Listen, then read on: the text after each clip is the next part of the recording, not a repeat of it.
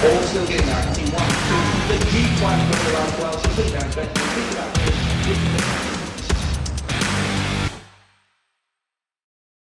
G'day punters, welcome back to the MacBet post-operation video. I've got all the boys here again today, Tom, Henjak and John Mcleod. Guys, how are we going? Thanks, fellas. Really good, really good. A win on Saturday. Yeah, really good. Up and about. Tom, you Yep. got a little smile there. What are you smiling about? Mate, primed for a big week. I think we got, what, 1, 2, 3, 4, big 5 days in a row coming up.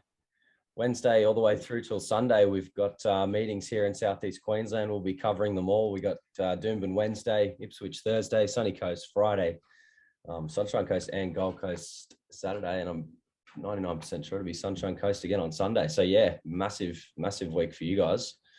Didn't realise it was Sunshine Coast on Saturday. Is it Sunshine? Wow. It was coming up. There was a meeting coming up on Saturday, like the next couple of weeks at the Sunshine Coast. But yeah, oh, well, that's good. I love that place. It's like nice betting there. Where does it rank in your favourite tracks to bet, John? Top 3? Oh, for sure. Top 3. You know, it'd be my best, I would say. Ipswich is definitely my worst. It seems not you know, like Ipswich track is playing great of late. You know, it's there's a good grass coverage. Whatever they've done as far as drainage goes, there, you know, they've done a good job.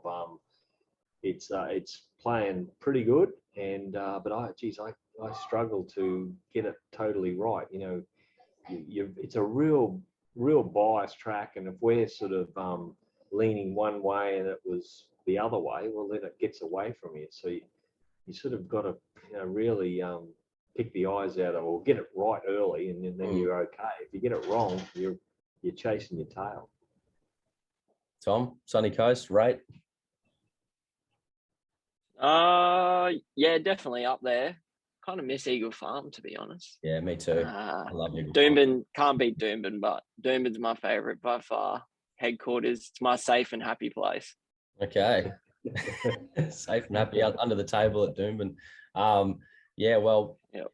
Another decent sort of week for us. We only picked up the 1 unit, but we've managed to kick in front for February, 1.3 units in front, winning at 1.9%. So still relatively sort of flat kind of month. Yard's been really good for the month, winning at 16%, and then yeah, just lagging a little bit behind early, minus 8.5. Guys, any reasoning for any of that, or we're just sort of seeing a bit of a flat period after such a cracking start to the year? I think it's really got to do with the rain, you know, coming around. You know, we probably got to back off a little bit when rain's coming in early in the morning, and then when it gets to the track, then you open your shoulders up, and you know, perfect example of that was Profit on the weekend. You know, those sort of horses, you know, you just feel comfortable with, whereas a lot of the other horses, you know, like I think we put a unit on the favourite in the last, and really by that stage, I didn't want to have anything on it.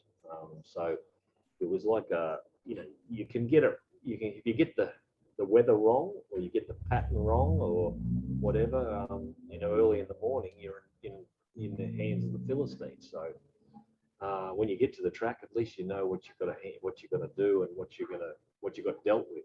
So I think that's the reason. Sure. All right. Well, we'll get into our review of the Doomben meeting, but first we'll get what caught Tom's eye around the grounds in Queensland, coming right up. All right, here's what happened around the grounds in Queensland this week. Tom, the races caught your eye out here at Gatton, very far and wide. Yep, we were out there last Thursday. Keep an eye on the green and the white colours, Zach Lloyd. He's on the back of the eventual winner being Publican's Purse in the purple and blue. Well back, $10 into $5, I think. And this is an absolute clanger. I think it's about the 200, 150 mark. He loses the reins and gets caught in all sorts and almost puts Cornish over the fence, who probably should have won the race in hindsight. That horse was Hoofprint in the black and the white. He actually didn't lose the reins, Tommy. The reins broke, I think. So I can remember. Go read the steward's report. Well, have a look at it. You'll see it. Yeah, but it says in the steward's report that he lost them. Well, you can see it. It's hanging. It's hanging on the ground, and it's broken from one edge, sort of thing. Wow. He might have he's dropped it. He might have dropped it, but it's hanging. I noticed it, you know, as it's coming down the straight because I think the horse behind it. Who was Cornish's on? Who was she on? Print. Yeah, that we were on it as well. So I was sort of keeping an eye on it, sort of thing. And then I thought, geez, have a look at this. And then I seen that the rein had broken because he has to lean after the post. He has to lean right down over the horse's shoulder to try to reach out and try to grab the rein that's dangling around its feet. You watch.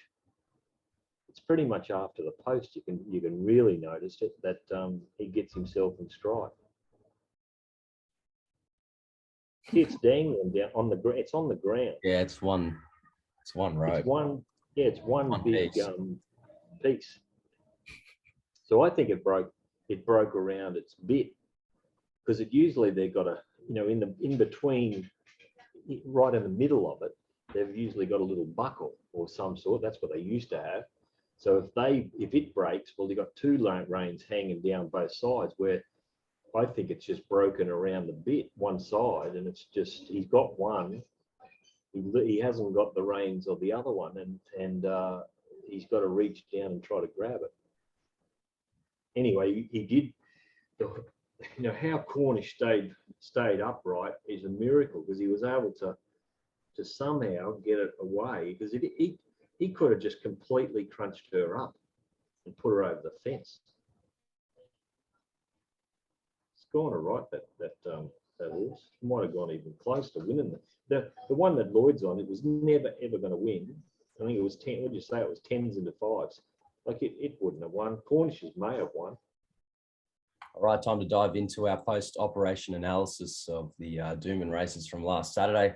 Overall, for the meeting, didn't do too badly. We ended up a couple of units in front. What did we do? We won 2.69 units. So yeah, we risked 8 units total and got 10.69 back. So decent sort of day, but yeah, a little bit of rain around and some testing conditions. But guys, how did you think the track was going to play, and is it what you sort of expected to happen? Tom, you want to say it so I can get into you again? About to get fucking ambushed again here. No, I think we went into the meeting thinking it was going to be a bit on pace, and then the heavens opened up early in the meeting, and the fence just became completely off, and you basically just wanted to be getting as wide as possible, I think. Yeah, it looked like that. From what we'd seen is, you know, the first 3 races were sweet. Then when the rain came, then it completely changed, and you had to move with the times during the meeting. And we thankfully we did move a little bit late. Absolutely. Well, we'll go through each race now, but yeah, race 1, we had a half unit in the morning on Groupthink and Texas Storm at $7.50 and $9.50 respectively. Groupthink got the cash here, SP'd about $9.50, so we've sort of got the wrong price there, but nice to have a winner early in the card.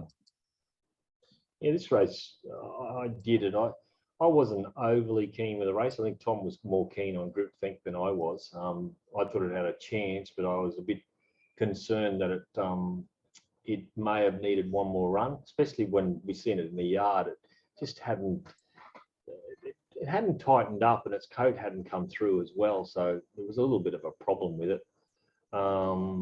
Still was able to get away with it, was able to lead and pretty much dictate. And a few horses behind it got themselves in a bit of trouble, one being Abracadazzle. I think a horse like Lunacy Snip went pretty good, horse running second last. I think it looked a lot better in the yard, a little bit fitter. Once it gets over around about the 1,800, 2,000 mark, I think, especially before the carnival hits, it'll get away with a couple of races. So, but apart from that, pretty poor race, I think. Yeah, tend to agree. There's not much between them on ability. Magic Conqueror, I think, was your favourite in the end, and once it wasn't able to find the lead, it was pretty much race over for it. But yeah, not a lot to say. Moving along to race 2 now. We didn't have any bets early or from the yard. Tamerlade got the cash here, SP'd $3.80. Birds again. Eric. Yep, this was my race. Yeah, just wasn't really confident in this race at all. The main lead up they were coming out of was the race where Tamerlane got checked for a run badly, which was won by Indian Dreamer. He settled a lot closer in that race last start from an inside gate, and the wide gate forced his hand to go back here in a slowly run race. So it was always going to be difficult for him. The money came for Irakanji, which you could completely understand from gate one, coming out of a 1400 meter race where he was very unlucky, got checked and had to be shuffled back throughout the field in a slow run race at Caloundra. He was always going to settle closer here today. I was glad I didn't fall into him because I do think he's a bit of a dog, but he's probably terribly unlucky not to get away with one here. I mean, how often do you see Duplessis go forward, take the initiative, back the speed out, and Orman just needed to pop out a little bit earlier. He gets trapped in at the wrong time, loses all his momentum, and that was it. Ben Thompson, the winning move, was getting on his bike early, lapping the field, and finally getting a win on the board for Tamerlane, who's always shown a lot of ability. There's, again, as I said last race, I don't think there's really a lot between a lot of these horses. It just kind of who gets the right run in transit, especially from these mile starts at Doomben. Yeah, I agree. It's the same sort of feel as what it was a couple of weeks ago, and Indian Dreamer was up there one day and then back the next, and you can see what the map does. When he's up on the pace, he was able to get away with it and be the right spot. When he's not, he's run on okay and got beaten 2 or 3 lengths. So that's the difference in the map. So, it was not a bad ride by Thompson on this. He was able to track up, come off the fence at the right time, and get close enough. So it was okay, but again, I don't want to back any of these too often. Moving on to race 3 now. We didn't have any bets here. Seat of Power, got the cash on the Blue Silks, SP'd $4.40. Yeah, I was really kicking myself in this race not to, I didn't bet. I think I said on the audio the 3 horses I wanted to back are Seat of Power, Stardome, and Savio. But the market had really crunched up on me. Savio was well backed. Stardome got out a bit, and Seat of Power stayed really solid. But there was just no avenue here to bet or how to bet. So stayed out, and the form around Profit just stood up. There was a couple of horses there that didn't actually, just didn't handle the sprint home at the Sunshine Coast the other day, and they just were very flat-footed or one pace when they really sprinted. And Seat of Power was one of them, and he was able to find the lead here by miracle. Really, I thought Kyle probably should have let him, when he found the lead, he probably should have let him roll a little bit, but he gave up the lead a little bit easy. But he was able to really be strong at the finish. He really hammered him to get past Chocolatier and get him down. So that's about all. Again, these horses take turns. Yeah, Tom? Oh, yeah, there's not much to say here. I mean, Chocolatier's probably done a okay job now. Those gearing horses seem to be fucking flying. I don't know what they're feeding them up there at Toowoomba, but they're going good. I think Savvy Oak was a bit disappointing for me with the tempo on, and it looked well in the yard, very well actually, and suited on a wet track. Really, same as John. I'm not sure where a lot of these go. Our candidate, what do you make of it? It's just carrying too much weight now or something, because it couldn't look better in the yard, and conditions suited it to perfection. So that horse is definitely in the bin for mine.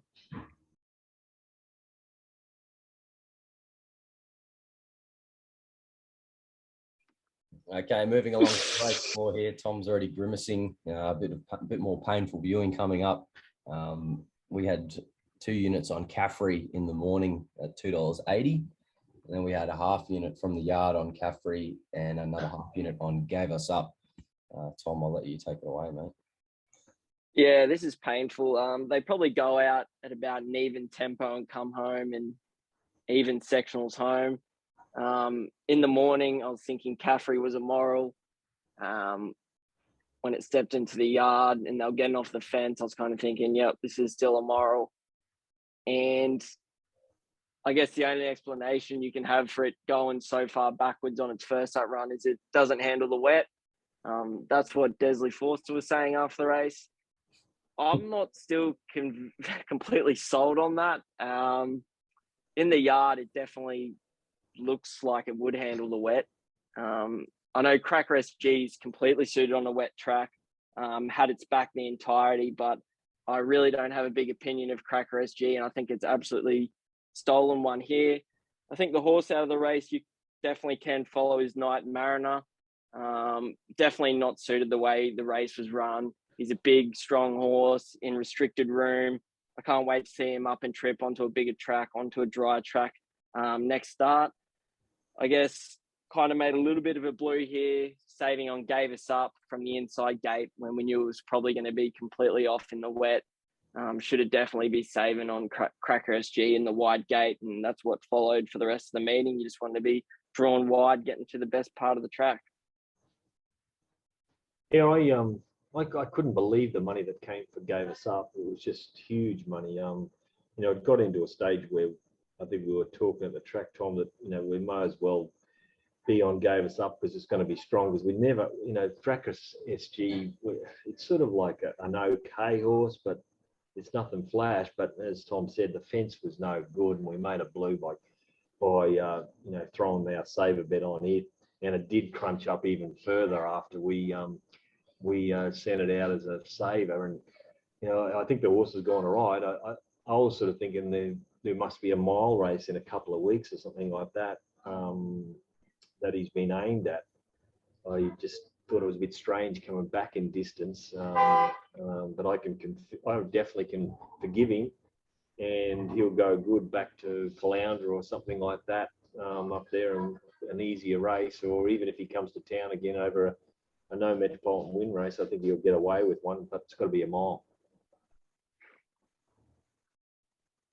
Race 5 at Doomben, we had a half unit on Peroni in the morning at $7.50. No bets from the yard, and the Lioness won this one, SP $5.50.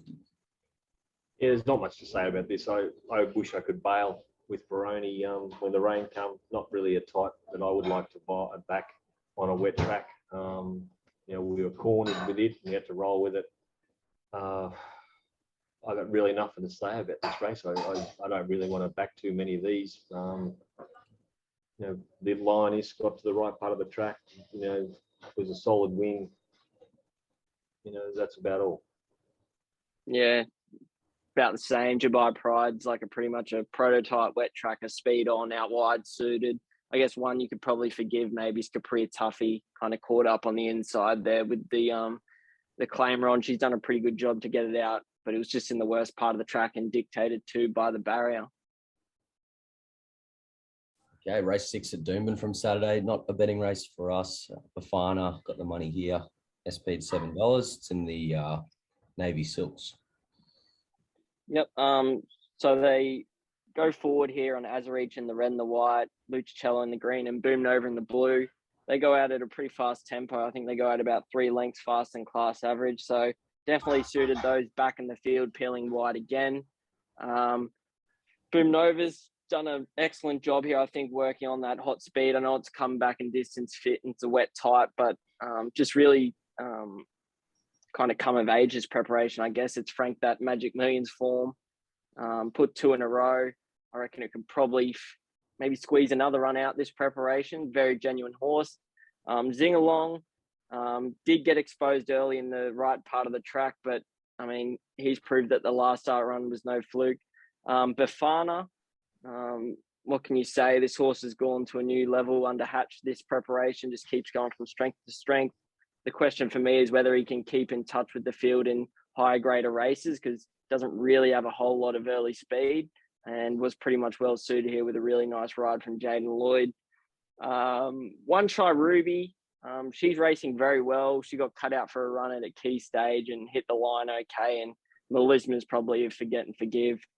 Just went to the worst part of the track, and that was a pretty bad jockey error by Benny Thompson, and he got a spray subsequent by Golan. Yeah, just seeing when they turned, he had a chance to get around the heels of the leader, and there were, like, Begore's things rolled away from the fence. He could have come out there. There's a bit of a gap. There's a gap there. He just, he had to wait just a little bit, especially Yep. knowing the fence was no good. What's the point in going back in there? All you're doing is just giving away something. And Yeah. he didn't really try to get away from the fence once she took it. But he's gone. Yeah. Yeah. The horse has gone all right. Like, he did get stirred up in the mounting yard beforehand. And this was a big class jump to make from that Sunny Coast Class 1, where he beat home Quackery, who didn't really have a lot go to favour, and High, who was a subsequent winner. So he was a big drifter in betting, and you can probably see why in the end. A 7 at Doomben from Saturday. Enterprise Pommy got the money here. SP 330. We didn't have any bets. Yeah, this is another race we sort of made a blue, and I wanted to bet against Star Gamble. I didn't think it was the right type for this track. Legal Esprit, it looked well. It's a lovely type. It's borderline whether it's a wet track, that type though.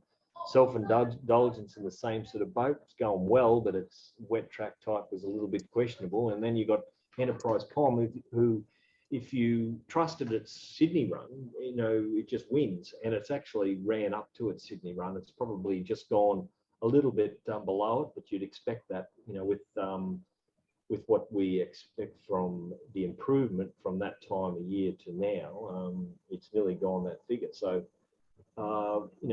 if we knew, well, it's easy now. If we know that it's going to go back to that figure, it was probably just win.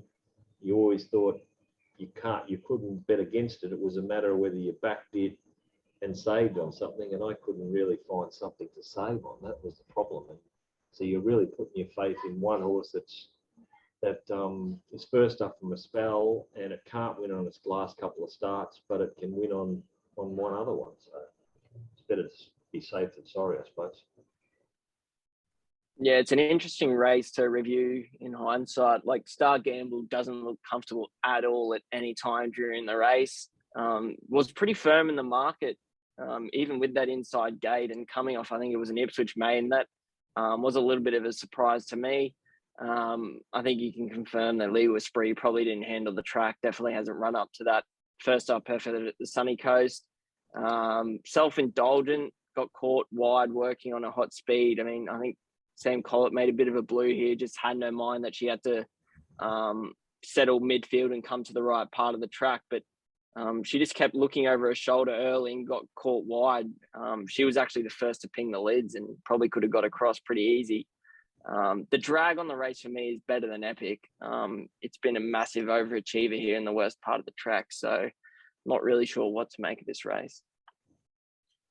Okay, race 8 at Doomben, a bit more exciting viewing here. We've backed a winner. Tom had 2 units on profit from the yard. SP around the 340 mark. Yep, so profits in the Dardo Tan Chin Nam colours, whatever you say, the yellow and the black white. That makes more sense, doesn't it? What does? Yellow, black and white. Yeah, that's easier than well, some people will remember Dardo Tan Chin Nam or whatever his name is. Anyway, it settles outside Sir Barnabas, who's in the blue, eventually runs third. They're midfield. They don't actually go out very fast here at all. They go out, I think, 10 lengths slower than average, and it's really just a sprint home. Hale Manhattan, you can see there in the second pair, it's just over racing, pulling the entire time. Yeah, I'm not sure what there's much to say here. Like, Profit's gone very good. Barnabas has gone very good. If it was a dry surface, I think John was saying Barnabas probably gets it over him because Profit's probably more suited on a wet track and has come to the best part of the track. Trevelyan, surprisingly, has run an enormous race here. Probably one to follow up in distance with a better gate. It can settle closer. Other than that, I think Kedar was very disappointing. Yeah, the Profit's just flying, this horse. I like what Kyle did on this horse. So behind the barriers, he kept him moving. And he just kept on, he was going round and round. And a lot of jockeys in Hong Kong do that. And it's sort of just showing you that he's got an intention to push forward a little bit out of the gates. And he got it into about, midfield. The horse couldn't pick up for a while, and then he got going. And I think the horse is going really good. I think he'll win again somewhere. Trevelyan's a horse that went good, hit the line late. That's it, back second last, made up good ground. Just surprising that they've gone so slow. You know, I think we've got it going 10 lengths slow, and I think Puntington's got it going 8 slow. So, you know, it's an interesting race. They are coming out in the better part of the track, those horses out wide. So it's a balancing act here with horses running on and not suited against running on in the right part of the track as well. So yeah, it's going to be interesting. I guess there's not and that probably explains the margin between the first 4 or 5 place getters. There's not much between them, and it is hard to put a margin on your opponents in slow run races unless you have a massive difference in ability, and there really isn't in these open grade races usually. But as you said, C Rate has probably been the one most blessed in the run, and Profit is definitely flying now as he put the writing on the wall last start, and he's backed that up here. Okay, race 9 at Doomben. We had 1 unit on Tramonto in the morning at $2.90, and Montenegro Man got the cash here at massive odds, $41. Yeah, this is the worry when the rain come here with this horse. You know, he's a roarer. I know Tom was against it in the morning, and I sort of just forgave it and just tried to think it was going to be just a better horse at weights. But when the rain comes, it's just bail time. You know, it's just, you know, you're in real trouble. I finished up. I wanted to throw something on Bad Barista. I was going to, like, I thought it was a great place bet, this one, or an each way bet, really, because it was going to come in the right part of the track. Tramonto really wasn't there. So it was a bit of a problem being on Tramonte in the morning, because you're there, you're on it, and then all of a sudden you start to either go each way another horse in the race, and it was just a real problem with the yard, how to handle the betting wise. So that's Bad Barista last, pulled out, and he's made up good ground on the outside. You know, Kingston Sear's gone good. He's back on the inside in the worst part of the track. He was badly weighted here. We were against him, and you know, the problem with it is that these are not much good. You know, they're going to run away from him, even though he's on the worst part of the track. If he was out where the winner was, he might have fell in or won. You know, and then all of a sudden you're going to say, oh, he only beat Montenegro Man, and Bad Barista gave it 6 or 7 lengths, and you know, all this. So I hope they come for Kingston's here again next time in a similar race, because I'll be betting against it. Yeah. Low key flying Mark Duplessis, I reckon. What do you reckon about those comments? Well, he's making decisions. You know, yeah, that's what I've noticed the last 2 weeks or so. He's actually putting horses into races, and this was a very good ride on Montenegro Man. He edges off the fence and gets going at the right time into the right part of the track. So we're ones that do give him a spray every now and again, but credit where credit's due. He's actually riding very well at the moment. He might have got the glue out on the scissors and stuck the scissors together. So, you know, he's strong. we're gonna have to run the stats on him the last month or so. We'll do that after this. Yep. Zach Lloyd's your new scissor hands now. He's cut the reins. Yeah, he's in. He's in my sights, because I've noticed a few rides recently by Zach. He's definitely down on confidence. That Spirit Princess ride at Toowoomba. I'll never forget that. Scissors have been passed on. I think another jockey that's down on confidence is Taylor Marshall. Like, he's a bloke who, when he was riding all the winners, he was pushing them out of the gates and getting them up there and being there. And of late, he's trying to be a little bit too pretty on it. I'd rather see him, you know, just give him a couple of digs and go for 100 metres, 150 metres at least, and see where you're at, instead of coming out of the gates and sort of looking around. He's done that a few times, and you know, he's a good little jockey when he's right, and he's just down on confidence for sure. All right, that concludes our post-operation analysis of Doomben. I'd say the operation was just a success, winning just the 2.69 units. And like we do every week, I'm going to get the runner to follow from each of you guys. John, I guess we'll start with you. What's your one to follow out of the meeting? I'm going to stick with Profit. I think the horse is flying. Just Eagle Farm is a bit of a problem for him. I think if he stays away from there, I think he'll keep winning. The horse is going good, looks good in the yard, and I think he might be able to get away with a few more races before the carnival hits. Tom. I'm going to go with Night Mariner from race 4. I think there's got a lot of improvement into him, and especially going onto a dry track up in distance. Definitely one that can be followed, and was the run of that race. All right. That's a big effort by Golan. That getting a horse back half broken back and getting it. It probably might have gone close to winning if he got a clear run on the corner.